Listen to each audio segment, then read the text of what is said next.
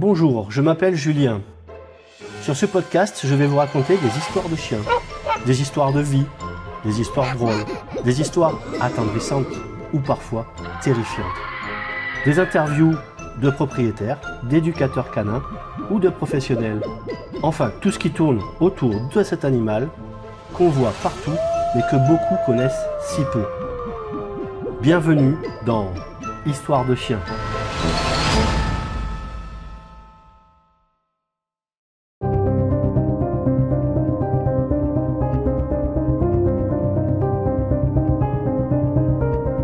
Je m'appelle Julien et j'ai une malinoise nommée Yellow, de 5 ans et demi. Cela fait 2 ans qu'elle partage mon quotidien. 2 ans de promenades silencieuses, de regards complices, d'aboiements que je croyais comprendre par simple habitude. Mais quelque chose a changé, imperceptiblement d'abord, puis avec une évidence qui m'a glacé le sang. Cela a commencé par des mots dans le bruit. Un soir, épuisé, j'étais affalé dans mon canapé. Yellow est venue poser son menton sur mon genou et a poussé un petit gémissement. Et dans ce son, j'ai distinctement perçu « lourd ».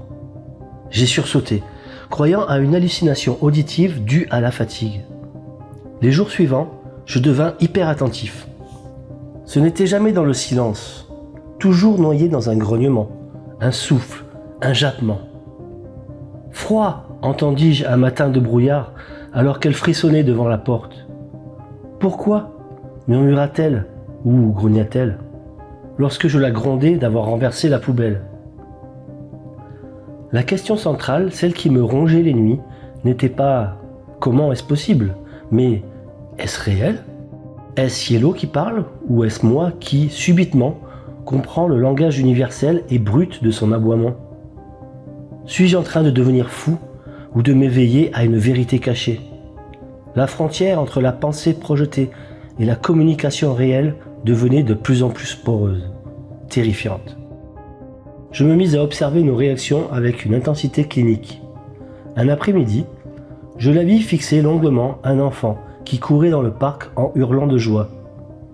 Yellow émit un son grave, un ouf traînant. Et la phrase se forma dans mon esprit, claire et mélancolique. Ils apprennent la liberté, nous, on nous apprend l'obéissance. Ce fut le premier fragment de sa philosophie. Elle n'était ni mièvre, ni simpliste, elle était radicalement autre. Pour Yellow, le monde humain était un immense paradoxe. Vous construisez des maisons pour vous abriter, puis vous y enfermez votre esprit. J'ai entendu ça un jour où je pestais contre le travail. Elle était allongée près de la fenêtre, observant une mouche buter contre la vitre. Vous dites « Viens, assis, pas bouger ». Vous découpez l'existence en ordre. Nous vivons l'existence. Elle est un tout. L'odeur de la terre après la pluie, la trajectoire du soleil sur le sol, le son de tes pas dans l'escalier, c'est un seul chant. Vous n'entendez que les notes isolées. Chaque remarque était un coup de tonnerre dans mes certitudes. Sa vision de notre éducation canine était particulièrement acérée. Un soir, je la félicitai pour s'être exécutée parfaitement lors d'un rappel. Elle tourna vers moi son regard profond et grogna doucement. « Tu crois m'avoir appris à revenir ? En réalité, tu m'as appris que ton monde est plein de dangers invisibles que toi seul peux voir. Tu as échangé ma confiance en la liberté contre la certitude de ta voix. Est-ce un bon marché ? Je reviens parce que ta voix est devenue ma liberté. Est-ce triste ? Je ne sais pas. C'est comme ça. » Le suspense n'était plus dans la découverte de la capacité, mais dans sa portée. Jusqu'où cela irait-il ? Comprendrais-je un jour le murmure du vent pour elle ? Et surtout, pourquoi moi ? Est-ce un don ? Une malédiction ? Ou le symptôme d'une solitude si profonde que mon esprit fabriquait un interlocuteur ? La peur s'installa, sourde. Et si je répondais ?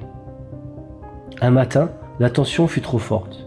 Elle fixait mon bol de café, comme s'il contenait les mystères de l'univers. « Tu bois l'eau brûlante des soucis », dit-elle. Sans réfléchir, à voix basse, je répondis « Et toi, tu bois l'eau fraîche de l'instant ». Elle se figea. Puis, Lentement, elle tourna la tête vers moi. Ce n'était pas le regard excité du chien qui reconnaît un mot connu. Bal, promenade. Non, non, non. C'était une attention aiguë, scrutatrice, intelligente. Elle s'approcha, renifla ma main longuement, puis posa son front contre mon genou. Dans un souffle si ténu qu'il aurait pu être le bruissement des radiateurs, la phrase arriva, dénuée de tout son canin, pure pensée perçue. « Enfin, tu écoutes ?» Ce ne fut pas un soulagement, mais un vertige. La barrière était franchie. Ce n'était pas de la télépathie, mais quelque chose de plus ancien, de plus organique. Une compréhension qui bypassait le langage pour toucher à l'intention même de l'être. La philosophie de Yellow prit alors une nouvelle dimension. Elle n'était plus une série d'aphorismes, mais un dialogue. Elle me parla du temps. Vous avez des montres. Nous avons la lumière qui change sur le mur. Qui est le plus riche? De l'amour. Vous dites pour toujours. Toujours est un mot trop court. Il tient dans la bouche. L'attachement, lui, tient dans le sang, dans le rythme du cœur qui s'accorde. Il n'a pas de mots. Il est, tout simplement. Je perdis l'envie de savoir comment. J'acceptai le pourquoi tel qu'il se présentait. Peut-être étais-je simplement devenu suffisamment silencieux à l'intérieur pour enfin entendre. La folie ou la sagesse?